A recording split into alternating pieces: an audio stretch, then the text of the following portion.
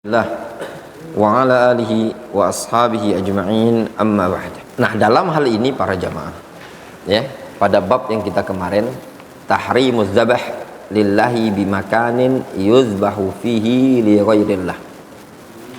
Nah, yang jadi permasalahan sebenarnya pada bab ini ada timbul iskal. Misalkan, apa iskalnya? Bagaimana kalau seandainya di tempat tersebut biasa diadakan upacara ibadah agama tertentu, ya, misalkan ini ada lapangan bisa dipakai mungkin orang-orang Hindu juga, ya enggak? Acara apa dia mungkin kan, kita juga pakai sholat id, ya enggak? Terus mungkin orang Nasrani juga pakai untuk perayaan mereka. Kemudian orang lain juga pakai. Apa hukumnya? Nah, ini sebenarnya iskal ini sudah lama sekali ana muncul di benak pikiran ana, tapi sampai saat ini belum sempat, lupa terus kalau mau nanya ke depan masyayikh. Mudah-mudahan suatu saat Islam dalam artian ketemu langsung biar enak menggambarkannya. Misalkan ada lapangan, ya, di situ dipakai untuk kesyirikan, misalnya upacara adat Hindu. Mungkin nanti orang Buddha juga pakai. Kemudian kadang sholat id, ketika id kita yang pakai. Boleh apakah tidak tempat ini tadi dipakai mustarok bersama seperti itu? Apakah hadis ini bisa dijadikan dalil untuk tidak diperbolehkan melakukan suatu ibadah di tempat yang di sana juga dipakai oleh ibadah agama lain? Wallahu a'lam. Itu PR. Kemudian bab tahrimu bina'il masajidi 'alal kubur. Bab haramnya membangun masjid di atas kuburan. Haramnya membangun masjid di atas kuburan, atau istilah lain, haramnya membangun tempat ibadah di atas kuburan. An Jundub radhiyallahu anhu, dari Jundub radhiyallahu anhu,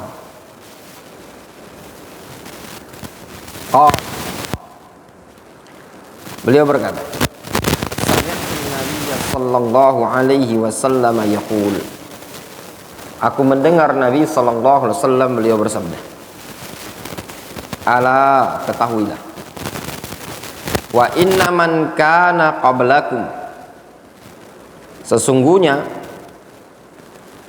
orang yang sebelum kalian atau orang-orang sebelum kalian, kanu, dulu, yattakhiduna qubur anbiya'ihim, mereka biasa menjadikan kuburan nabi-nabi mereka,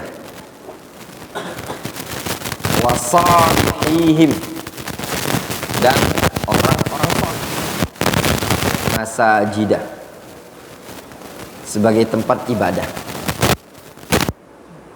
Ala, ketahuilah, fala tattakhidul qubur masajida, janganlah kalian menjadikan kuburan-kuburan itu sebagai tempat ibadah. Inni anhaakum an dzalik, sesungguhnya aku melarang kalian dari hal tersebut. Rawahu Muslim. Ya ikhwan, antum kalau perhatikan hadis ini, pada hadis ini bisa menjawab iskal. Iskal apa?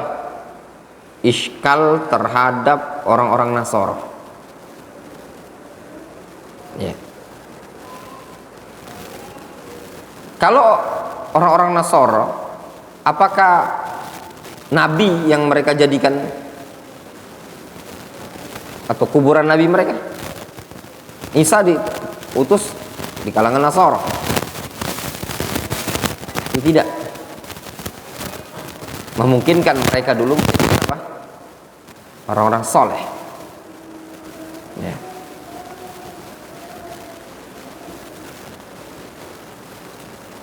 Di sini disebutkan qala Syekhul Islam Ibnu Taimiyah kama fi Mukhtasar Al-Fatawa Al-Misriyah. Berkata Syekhul Islam Ibnu Taimiyah, beliau mengatakan mas'alatu bina'il masajid, permasalahan membangun masjid alal kubur, di atas kuburan, muharramun bittifaqil a'immah, adalah sesuatu yang diharamkan dengan kesepakatan para ulama. Walau bana alal qabri masjidun naha anhu aidan, atau nuhiya anhu aidan bittifaqil ulama. Kalau seandainya bunya alal kubur, dibangun di atas kuburan itu masjidun, itu bacanya bunya. Walau bunya alal qabri masjidun, kalau seandainya dibangun di atas kuburan suatu masjid, nuhiya anhu, dilarang bittifaqil ulama, dengan kesepakatan para ulama.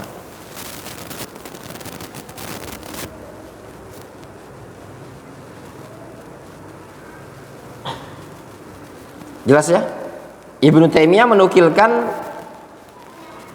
membangun masjid di atas kuburan itu hukumnya haram dengan kesepakatan para ulama.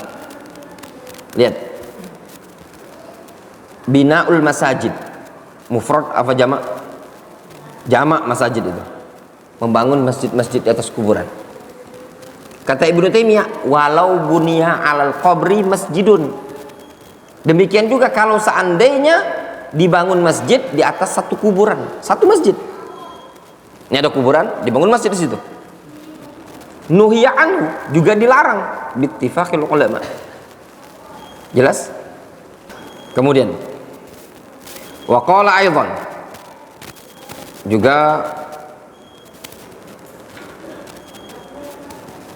beliau mengatakan kama fi majmu'il fatawa, sebagaimana dalam Majmu'ul Fatawa, wa qad ittafaqa a'immatul Islam, sungguh para ulama Islam sepakat ala annahu la yushra', bahwasannya tidak disyariatkan bina'u hadhil masyahid, tidak disyariatkan membangun al-masyahid. Al-masyahid itu kubah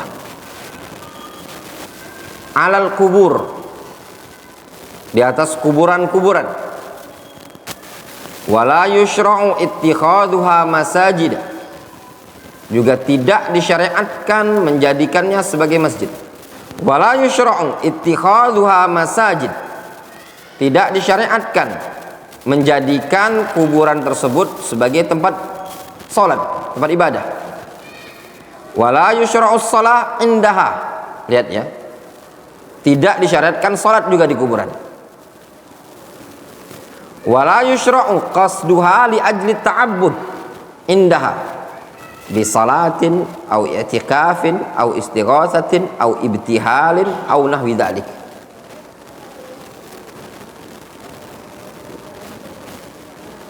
Tidak disyariatkan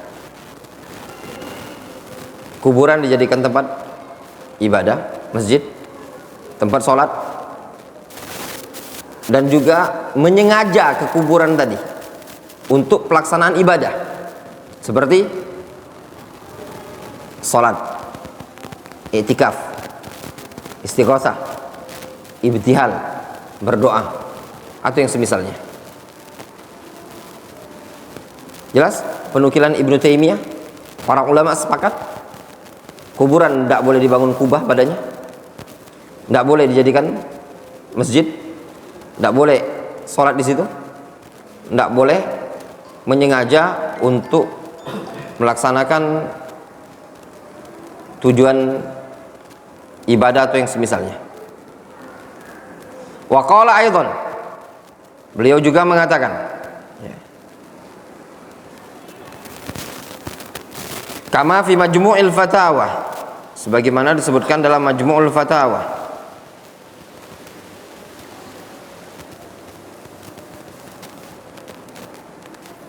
wala niza', tidak ada niza', perselisihan, bainas salaf wal a'immah, tidak ada perselisihan di kalangan salaf dan para ulama, fin nahyi an ittikhadil qubur masajidah, tentang larangan menjadikan kuburan sebagai tempat salat. Jelas ya? Tidak ada niza'. Antum lihat ini penukilan Ibnu Taimiyah, intinya sama, ittifaqul ulama wala niza'. Itu adalah ijma'. Kaidah ikhwan, kenapa penting menukilkan ijma' ini tadi? Ijma' ini jangan antum anggap sepele. Kaidahnya man khalafal ijma'. Siapa yang menyelisih ijma', itu tanda-tanda penyimpangan. Tidak boleh menyelisih ijma'. Sesuatu yang sudah ada ijma' itu tidak boleh diselisih, apalagi dalam bab akidah ini tadi. Ya, bab tauhid.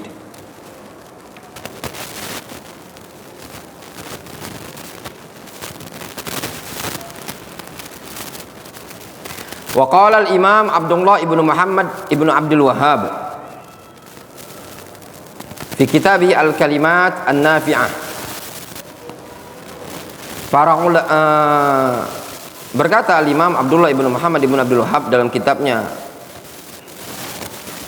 an-nafi'ah, walihadza ittafaqa a'immatul Islam, oleh karena inilah para ulama Islam sepakat, annahu la yushra', bahwasannya tidak disyariatkan, binaul masajid, tidak disyariatkan membangun masjid, alal kubur, di atas kuburan, walas shalah indaha, tidak pula salat di kuburan tadi, wadzalika li anna man min akbari asbab ibadatil awsan kana ta'zimal kubur.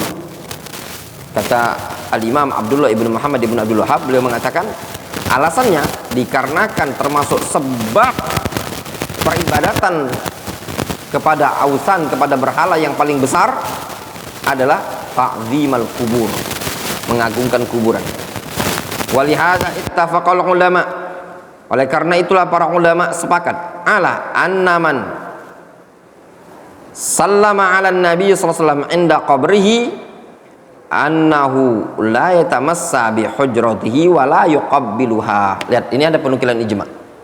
Oleh karena itulah para ulama sepakat bahwasannya orang yang sallama ala nabi sallallahu alaihi wasallam, orang yang menyampaikan atau mengucapkan salam kepada Nabi sallallahu alaihi wasallam inda qabrihi, di kuburan Nabi sallallahu alaihi wasallam, annahu la yatamassahu bi hujratihi wa la yuqabbiluha, maka dia tidak perlu ngusap-ngusap kuburannya, tidak perlu menciumnya.